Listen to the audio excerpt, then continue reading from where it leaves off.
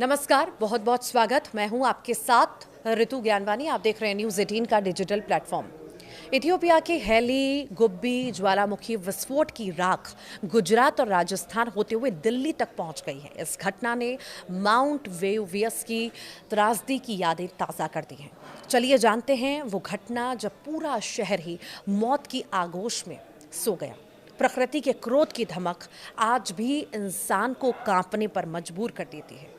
Africa के Ethiopia में Hayli Gubbi ज्वालामुखी 12,000 साल बाद अचानक से फट पड़ा और इस ज्वालामुखी से निकला गर्म राख का गुबार गुजरात राजस्थान होते हुए दिल्ली के आसमान तक पहुंच चुका है।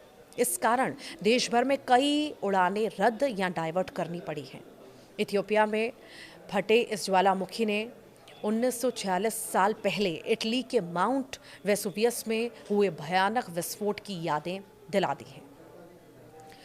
नवासी ई में दो जोरदार भूकंप के झटकों ने वेसुवियस पहाड़ पर ऐसी दरार डाली थी कि हजारों साल से सोया ज्वालामुखी अचानक से एक दिन फट पड़ा और इस ज्वालामुखी से निकले लावे और जहरीले गैस की गुबार ने रोमन शहर पोम्पेई एक ही रात में राख में तब्दील कर दी है और हजारों लोगों को सोते सोते ही कंकाल बना दिया।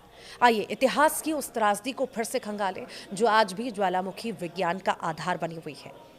कैंपेनिया क्षेत्र में बसा वेसुवियस 24 अगस्त 89 ईस्वी को फट पड़ा और ये रोमन इतिहास की सबसे घातक आपदाओं में गिना जाता है। ज्वालामुखी ने 33 किलोमीटर ऊंचाई तक गर्म राख और गैसों का विशालकाय बादल उगलना शुरू कर दिया। पिघला हुआ चट्टान, फ्यूमस की धूल और गर्म राख 1.5 मिलियन टन प्रति सेकंड की रफ्तार से माउंट वेसुवियस के बाहर निकला।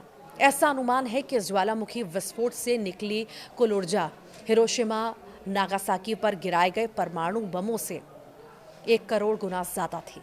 माउंट वेसुवियस से 700 डिग्री सेल्सियस गर्म राख की लहरें 100 किलोमीटर प्रति घंटे की स्पीड से बहती रही। राख और प्यूमिस की बारिश घंटों चलती रही।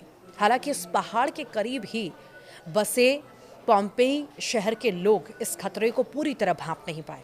कुछ ही मिनटों में ये लहरें नेपल्स की खाड़ी के किनारे बसे शहरों को निकल गईं और लोग गहरी नींद में सोते हुए कंकाल बन गए।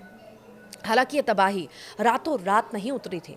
इससे शांत ज्वालामुखी के फटने के पीछे यहाँ कुछ साल पहले आए 2 बड़े भूकंप को एक बड़ी वजह माना जाता है। दरअसल रोमन इतिहास में दर्ज रिकॉर्ड के मुताबिक यहाँ 5 फरवरी 62 ईस्वी को नेपल्स की खाड़ी में एक बड़ा भूकंप आया जिसने पोम्पेई को बुरी तरह से झकझोर दिया। दीवारें ढह गई, मंदिर टूटे, सड़कें फटी और इस भूकंप से तबाही कई इमारतों की मरम्मत ही चलती रही थी कि 64 ईस्वी में एक और छोटा भूचाल आया। वहीं वेसुवियस के विस्फोट से ठीक 4 दिन पहले भी कुछ छोटे भूकंप आए, लेकिन उन्हें खतरे की घंटी नहीं माना गया। हालांकि इस भूकंप ने चट्टानों में दरारें डाली और उबलता लाल लावा ऊपर फट पड़ा। फिर आया वो काला दिन। मिसेनम शहर से प्लिनी द यंगर ने इस घटना का जीवंत वर्णन किया। सुबह आकाश में एक पाइन ट्री जैसा विशाल बादल उभरा, ऊपर से फैला हुआ, नीचे मोटा राख और प्यूमिस की बारिश घंटों चली। लोग जान बचाने के लिए भागे, लेकिन ज्वालामुखी से निकली राख ने सब निगल लिया। पोम्पेई शहर पूरी तरह मिट्टी में मिल गए। राख की परतों ने 1500 से ज्यादा शवों को संरक्षित कर दिया, जो हजारों साल पुरातत्वविदों को जस की तस मिली। पोम्पेई की खुदाई में घर, मंदिर, बाजार और ब्रेड की दुकानें उजागर हुईं, जहां रोटियां ओवन में पक रही थीं। अनुमान है कि माउंट वेसुवियस के ज्वालामुखी विस्फोट में 10,000 से 16,000 लोगों की जान चली गई थी।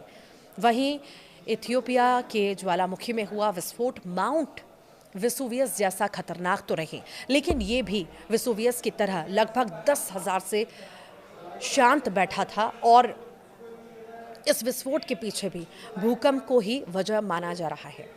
एटा अले रेंज का ये हिस्सा पृथ्वी की प्लेटों के टकराव का केंद्र है।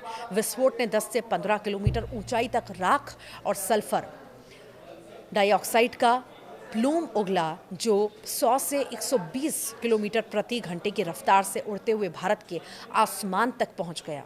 डीजीसीए ने इस ज्वालामुखी राख के मद्देनजर सोमवार को एयरलाइंस को एडवाइजरी जारी की, जिसमें इस राख वाले इलाकों में जाने से बचने को कहा गया, क्योंकि इस राख के कण इंजन में चिपककर उसे खराब कर सकते थे। वैज्ञानिक कहते हैं जलवायु परिवर्तन से ऐसे विस्फोट बढ़ रहे हैं। वेसुवियस ने हमें सिखाया कि प्रकृति की चेतावनियां नज़रअंदाज ना करें। वहीं इथियोपिया की राख दिल्ली को काला कर रही है, तो क्या हम तैयार हैं? भूकंप की दरारें आज भी आ रही हैं। 62 ईस्वी की तरह ज्वालामुखी फटते ही आग बहती है और इंसान सोते सोते राख में दफन। ये इतिहास नहीं, चेतावनी है।